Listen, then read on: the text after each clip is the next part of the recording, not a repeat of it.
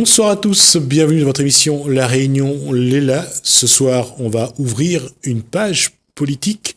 On va parler politique avec Éric Fruiteau dans Causement Réunionnais.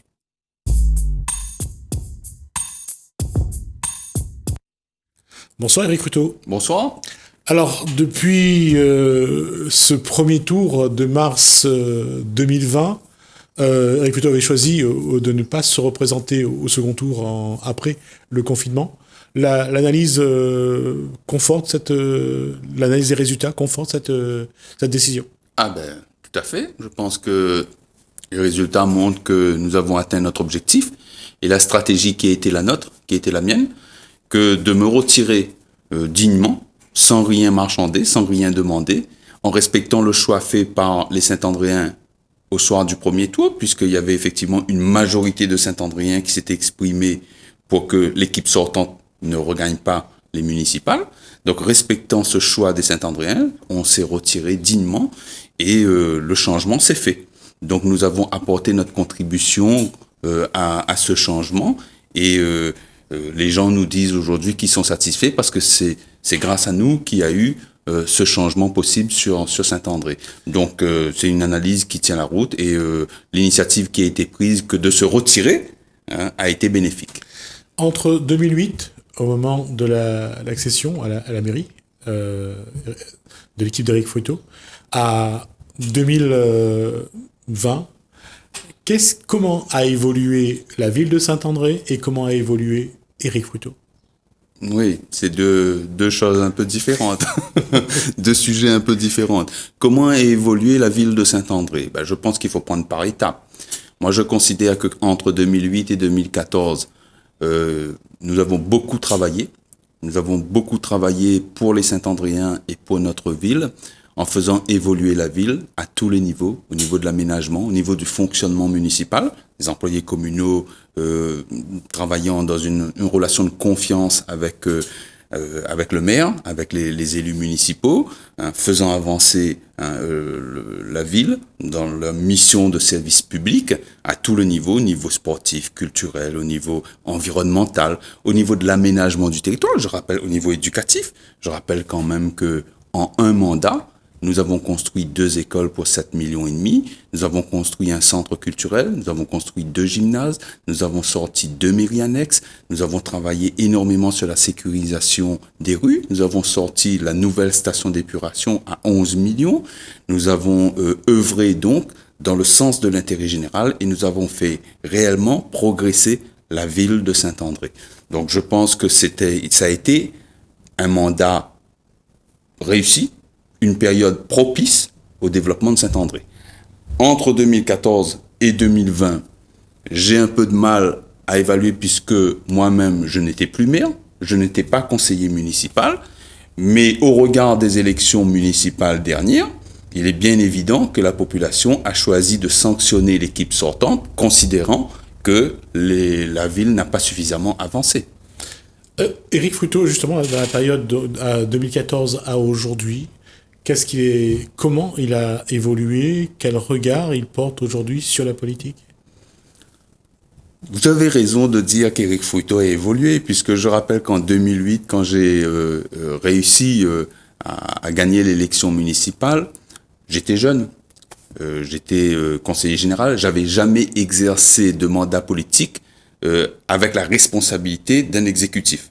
Donc du coup, ça place d'emblée le personnage à un fort niveau de responsabilité. En plus, nous sommes à Saint-André, tout en respectant mes adversaires politiques.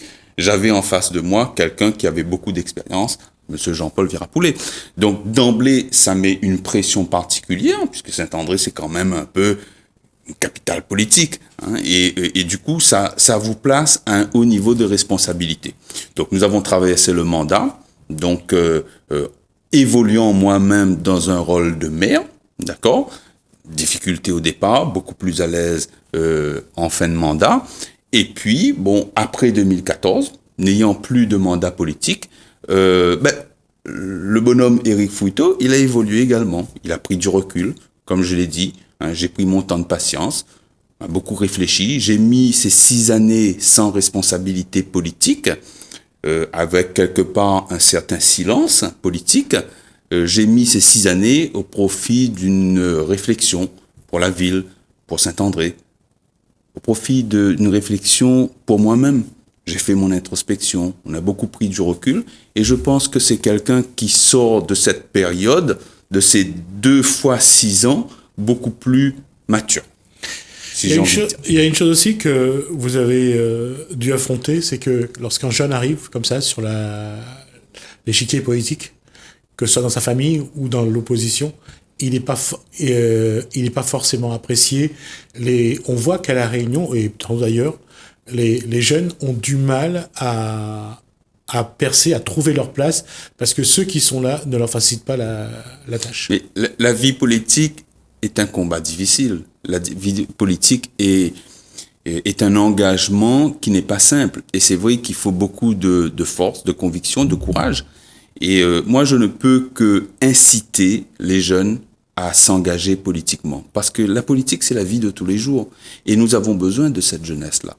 Il faut trouver la façon pour qu'il y ait une liaison de nouveau, un dialogue de nouveau entre notre jeunesse et la vie publique. Et je pense que, moi j'ai envie de dire que nous avons besoin de cette jeunesse-là, et la responsabilité d'un élu ou d'un responsable politique, c'est de faire en sorte que ces jeunes-là renouent avec la politique. Il y a de toute évidence une crise de confiance entre le politique et la base, entre le syndicalisme et la base. Pourquoi ? Il faut s'interroger.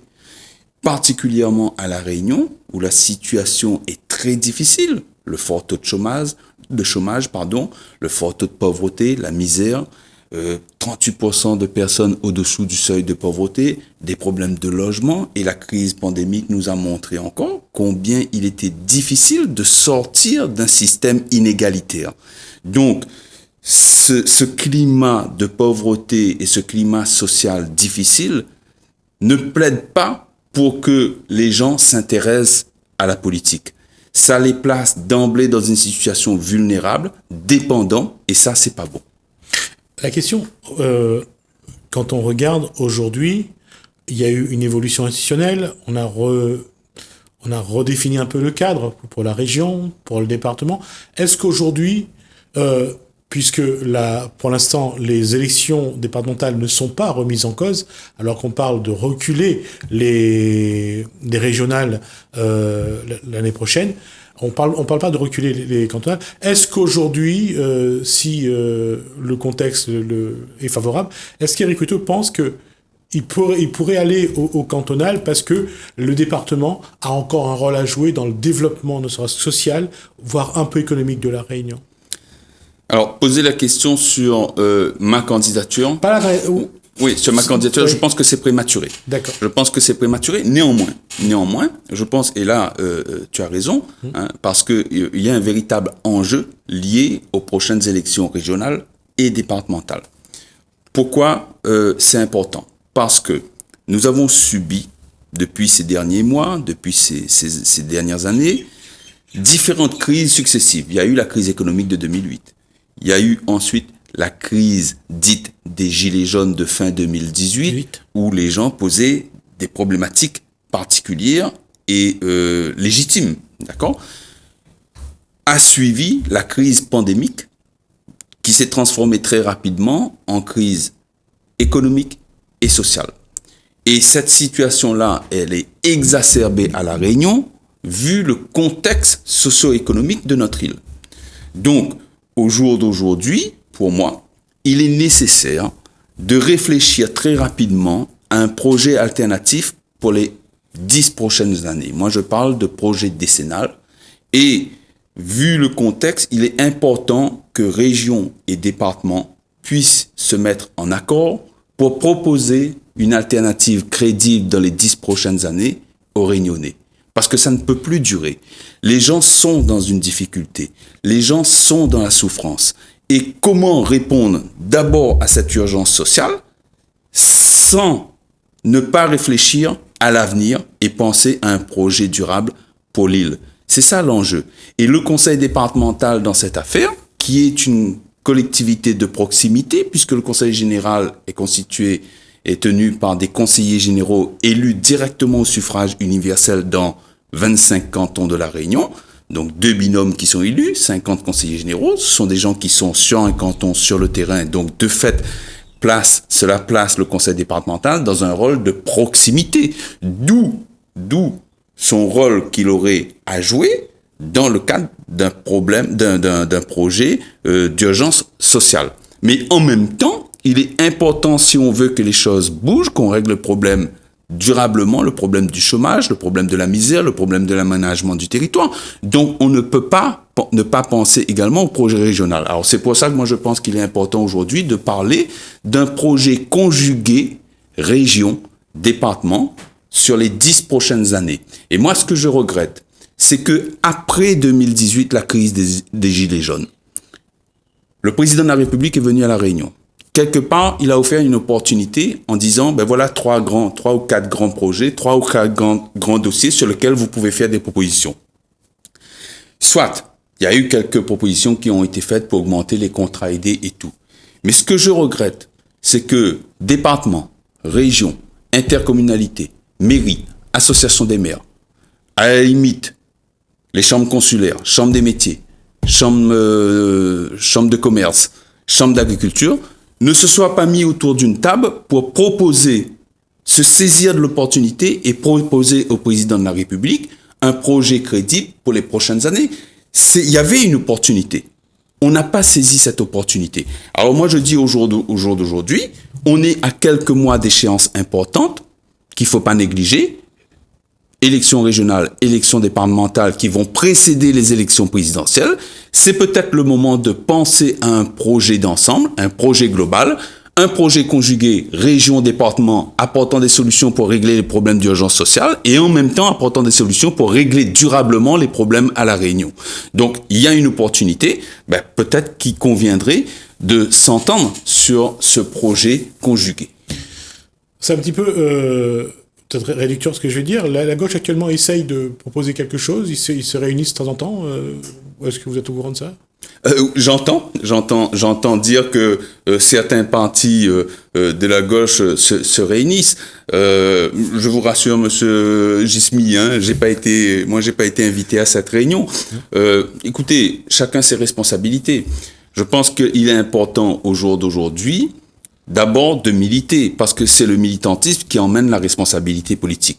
Moi, je me situe à ce niveau-là. Avec mon mouvement politique, modestement, nous apportons notre contribution régulièrement. Nous essayons de dire, voilà ce que nous pensons sur les différentes... J'ai vu ça sur Facebook, vous avez proposé donc cette proposition avec Jean-Yves Alaguerri-Samy. C'était quoi ces propositions que vous avez faites ? Nous avons fait, avec Jean-Yves Alaguerri-Samy, au nom de Demain la Réunion, nous avons fait une proposition pour apporter des réponses par rapport à la pauvreté et aux inégalités sur l'île. Je pense qu'il est important, le Premier ministre doit s'exprimer prochainement pour un plan de pauvreté. Il a rencontré les associations qui œuvrent dans le milieu qui œuvrent contre la pauvreté en début du mois de octobre, je crois, et il était important pour nous de faire des propositions. Moi, je pense que quand on fait le constat qu'il y a une pauvreté, qu'il y a un chômage endémique, qu'il y a des difficultés sociales et que il faut trouver des solutions, je pense qu'il y a des problèmes d'inégalité entre les personnes et entre les territoires. Le territoire Est, c'est le territoire le plus pauvre de la Réunion. Qu'est-ce qu'on fait ? On laisse tel quel, on n'essaie pas de faire des propositions. Donc nous, on se situe dans une démarche constructive, citoyenne, constructive, politique également, et puis on fait des propositions. Donc l'idée, c'était de dire, voilà ce que Demain la Réunion propose, pour le développement de l'île. Régler les problèmes d'inégalité entre les personnes et les territoires. Faire en sorte que on tienne compte de l'action des associations qui œuvrent sur le territoire dans le domaine de l'économie sociale et solidaire et contre la misère et contre la pauvreté. Accompagner, voire amplifier les aides pour ces associations. Tenir compte du vieillissement de la population. Nous militons pour le financement d'une 5e branche de la sécurité sociale. Parce que chez nous, à La Réunion, le taux de personnes âgées va doubler dans quelques années. Je prends l'exemple de Saint-André. Entre aujourd'hui et 2026, nous allons accueillir plus de 1200 personnes âgées supplémentaires âgés de plus de 60 ans. Donc, comment on fait pour accompagner le vieillissement de la population? Comment on fait pour financer le vieillissement de la population? Nous plaidons pour qu'il y ait la création d'une 5e branche de la sécurité sociale. Nous militons pour qu'il y ait une valorisation pérenne des minima sociaux. Nous plaidons pour qu'il y ait un revenu universel qui soit mis en place. Nous plaidons pour que les droits humains fondamentaux soient respectés. Éducation, santé, logement, notamment. Faire en sorte qu'il y ait la création d'emplois publics, et la crise sanitaire actuelle montre que nous en avons besoin, que ce soit au niveau de l'éducation, que ce soit au niveau des soignants, des médecins. Nous avons besoin d'emplois publics pour permettre l'égalité des chances dans le domaine de la santé, du logement, de l'éducation. Donc, voilà quelques propositions. Et puis, bien sûr, liées à la crise pandémique, comment aider la mise en place dans les 24 communes de centres de dépistage de la Covid-19, comment faire en sorte que les publics les plus vulnérables, les personnes âgées, ceux qui n'ont pas les moyens quotidiens de vivre, puissent accéder à la protection, à leur propre protection, les gels, les masques, pour permettre de lutter efficacement contre ce virus. Donc voilà quelques exemples très basiques. Comment accompagner? Nous avons vu comment les jeunes, les étudiants étaient victimes pendant cette crise endémique. Comment lutter contre l'électronisme? Comment faire en sorte qu'on retrouve une certaine égalité au niveau du numérique? Comment accompagner les personnes atteintes d'un handicap? Là, je parle d'un dossier que je connais peut-être un peu plus. Comment faire en sorte de professionnaliser les AESH, les accompagnants éducatifs qui suivent les élèves atteints d'un handicap, leur permettant d'assurer le lien social, d'assurer le lien numérique avec ces élèves, avec les familles qui sont là et qui sont parfois perdus parce qu'ils n'ont pas la possibilité de se doter, que ce soit en Wi-Fi ou en matériel. Le rôle de la collectivité, que ce soit régionale ou départementale, dans la continuité numérique est totalement engagé. Donc ça fait le lien avec les prochaines échéances électorales. Donc voilà quelques mesures que nous avons proposées pour essayer de lutter contre la pauvreté. Alors, il nous reste 3 minutes, Éric Fruteau. Ma question, ça va être, quelle va être votre démarche d'aujourd'hui jusqu'aux prochaines élections? Comment demain La Réunion, comment Éric Fruteau, comment son équipe va évoluer, va travailler pour préparer les échéances à venir? C'est une question intéressante parce qu'on avait déjà prévu une certaine programmation qui a été remise en cause par la crise pandémique qui a redémarré. Donc du coup, ça rend un peu compliqué quand on est dans le militantisme de réunir les gens. Par exemple, on avait prévu de faire une assemblée générale de notre mouvement politique fin août. On n'a pas réussi à le faire parce qu'il est quand même difficile de réunir plus de 150 personnes dans une assemblée générale. Nous avons 300 adhérents. Bon, en général, quand on fait une assemblée générale, on a à peu près 150 personnes. On n'a pas les 300, on a 150 personnes. Comment réunir ces personnes-là? Donc, ça a cassé un peu notre programmation. Donc, du coup, nous continuons à nous voir en réunion de bureau, donc en cercle restreint.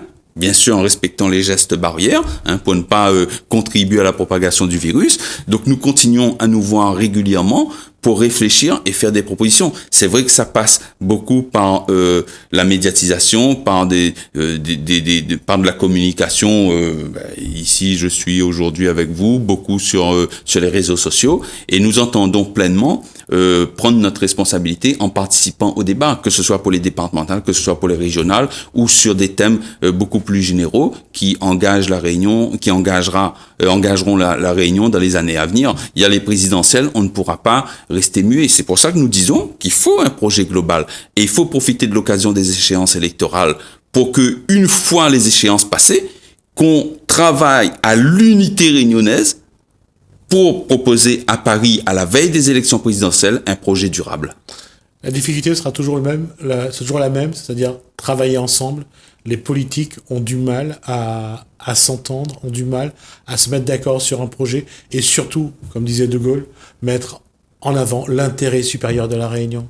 C'est une difficulté, il faut le reconnaître, mais nous plaidons pour l'unité réunionnaise. Il y a un temps électoral.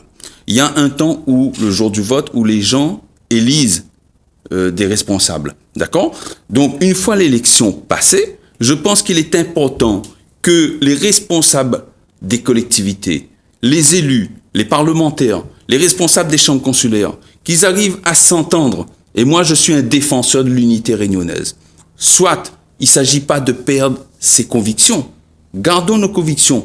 Mais retrouvons-nous sur l'essentiel, sur une plateforme commune, qu'on propose à ce moment-là, qu'on proposerait aux candidats aux prochaines élections présidentielles, et une fois élu le président de la République, qu'on travaille avec lui dans l'intérêt général et dans l'intérêt supérieur, comme tu le dis. Donc, c'est ça qu'on défend à Demain la Réunion. Donc, il y a un temps électoral, mais il y a surtout la volonté de travailler de façon unie et rassemblée pour défendre la Réunion. Merci Eric Fruto. Ah ben c'est moi qui te remercie. En tout cas, le jour où vous avez envie de revenir, il n'y a pas de problème. Tu Très bien. Il n'y a pas de Merci souci. pour votre accueil. Merci pour ces informations. On va tourner une page, on va revoir des images d'Alexandre Dupuis qui a parlé de Pat Burter et on va réécouter Mehdi Gerville. On se retrouve juste après.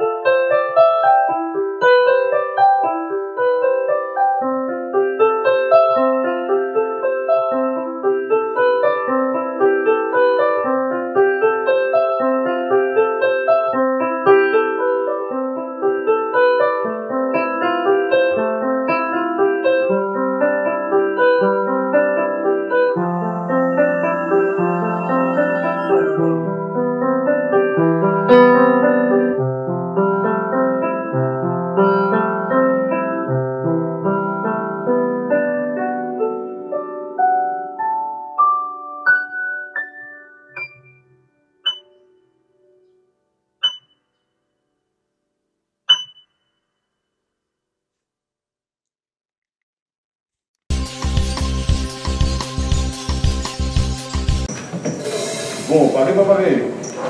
Toi?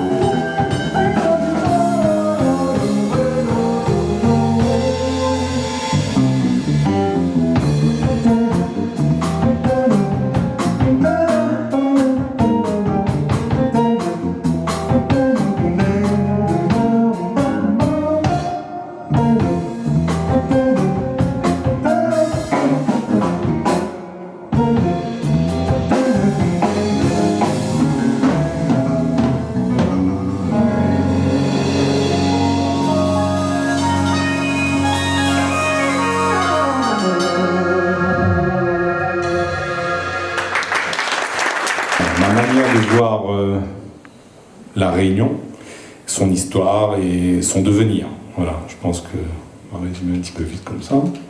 Que vous épisode. Ça va? Ça va? C'est pas trop fort? Des fois, je vais un peu fort, là. Désolé pour les oreilles.